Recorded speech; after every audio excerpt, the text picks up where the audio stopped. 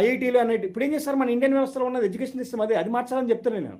ఇప్పుడు ఐఐటీలు ఎన్ఐటీలు ఎందుకండి? ఐఐటీలు ఎన్ఐటీల వల్ల ఇప్పుడు ఇండియాలో ఒకటే ఎడ్యుకేషన్ సిస్టమ్ ఎందుకు పెట్టట్లా? ఇప్పుడు సెంట్రల్ గవర్నమెంట్ పెట్టేది ఐఐటీ అనేది సెంట్రల్ గవర్నమెంట్ అండర్ ఉంటాయి స్పెషల్ బాడీ. ఇప్పుడు ఐఐటి అహ్మదాబాద్ ఉంది, ఐఐటి అహ్మదాబాద్కి స్పెషల్ డైరెక్టర్, స్పెషల్ ప్యాకేజ్, అక్కడ ఆ కోర్సులకి ఆ ఎన్విరాన్మెంటల్కి అంతా కూడా ఒక separate management. IIT Calcutta, IIT Chennai. So ఇవి ఐఐటి ఆర్గనైజేషన్స్ అన్ని పెట్టే బదులు ఇండియా మొత్తం కూడా పెట్టవచ్చు కదా. Education system top to bottom ఒకేలా ఉండాలి కదా. అది ఉండదు మన దగ్గర, అది దరిద్రం.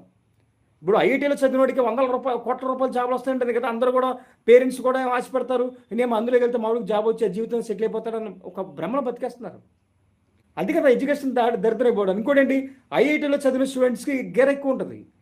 ఆడు అప్పటి మేధావులాగా మిగతా వాళ్ళందరికీ తెలివితేటలు అయినట్టు, ఆడు అందులో చదివిన బీటెక్ చదివినోడికి ఒక్కడికి తెలివితేటలు ఉన్నట్టు ఆ ఫీలింగ్స్ వాడికి లోపల ఎన్విరాన్మెంట్ తయారవుతాయి. అంటే ఒక విద్యార్థి దశలో నుంచి వాడికి ఆ వేరియేషన్ చూపిస్తున్నారు. వాడికి అక్కడ క్యాస్ట్లు మనకి ఎలా చూపిస్తున్నారు